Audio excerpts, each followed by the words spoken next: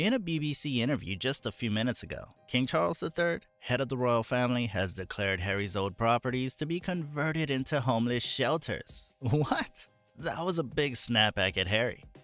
But what could be the motive for doing so? Why would the royal palace decide to give out their property to people that aren't of royal blood? It looks pretty off-putting. Was it simply to piss off Harry and Meghan, or is there more to this new endeavor? Tune in to find out.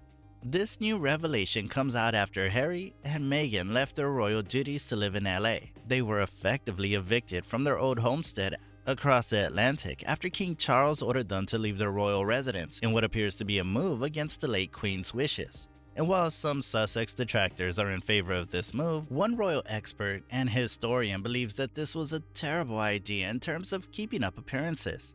The Duke and Duchess of Sussex can no longer call Frogmore Cottage their own, despite Queen Elizabeth gifting the property to them in 2018. The couple has invested heavily in the refurbishment of their home, with rental fees and remodeling works totaling £2.4 million. Despite this, the property is still owned by the Crown Estate. Reports suggest that on January 11th, Harry and Meghan were told they can no longer live at Frogmore Cottage, although this news did not break out in the media until March 1st. Although King Charles's decision was made in secret and out of the public eye, many online have speculated whether the publication of Harry's sweeping memoir, Spare, played a role in King Charles's motivations. Instead, by evicting the couple from the Queen's generous gift of Frogmore Cottage, King Charles is going directly against the conciliatory style of Her late Majesty. Worse, he has conflated the problem of the Sussexes with that of Prince Andrew by asking the latter to relinquish his larger home, the Royal Lodge, and move into Frogmore Cottage. Big mistake. The optics are terrible. Britain's response to the news has, on the whole, been gleeful. On one level, the vitriol is understandable. Dr. Tessa Dunlop commented in the Mirror.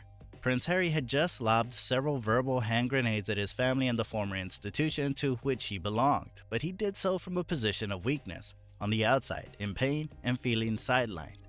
So it seems the whole intention of going after the royal family was to get some empathy back from the public and maybe an apology from the king himself for his mistreatment towards Harry and the alleged racism towards his wife Meghan.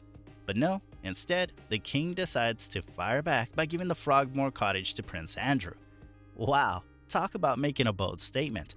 Why would he give that property to his brother who was in a bad spot in the public's eye? When news broke out that the prince was friends with convicted child trafficker Jeffrey Epstein, it was a quick death to Prince Andrew's reputation. He was even kicked out of Buckingham Palace, barred from using his HRH, His Royal Highness moniker, following his association with pedophile Epstein. Also lost his patronages last year. He was told face-to-face by his own mother that he would no longer be known as His Royal Highness. So why would King Charles favor Prince Andrew over Prince Harry, his own son? Reports suggest that Prince Andrew will be leaving Royal Lodge along with his ex-wife Sarah Ferguson, which is reportedly being lined up for William and Kate. His Majesty is furious, as is William. But the king is not a bad man. He has no wish to see his brother Andrew homeless or penniless. Royal Lodge is far too grand and much too big for Prince Andrew's current status, plus it is geared towards children, with its windy house and pool, so of course it has long been the natural choice for Prince William. Sources say that Frogmore Cottage has been offered to Andrew on a take-it-or-leave-it basis, adding Andrew can have Frogmore Cottage or nothing, which is a hard blow to Harry to know what was once his property has now been given up to Andrew of all people. Prince Harry and Meghan Markle have received email correspondence about the coronation from King Charles, their office said Saturday night, strongly suggesting they've been invited to attend the landmark event. Harry assumed that this is one of the ways the royal family has decided to issue an apology to the exiled couple, but the friends of the royals have completely dismissed that notion. What do you guys think? Should Meghan and Harry accept the invitation, or should they just stay in LA? Let us know in the comments below, and we'll see you guys in the next one.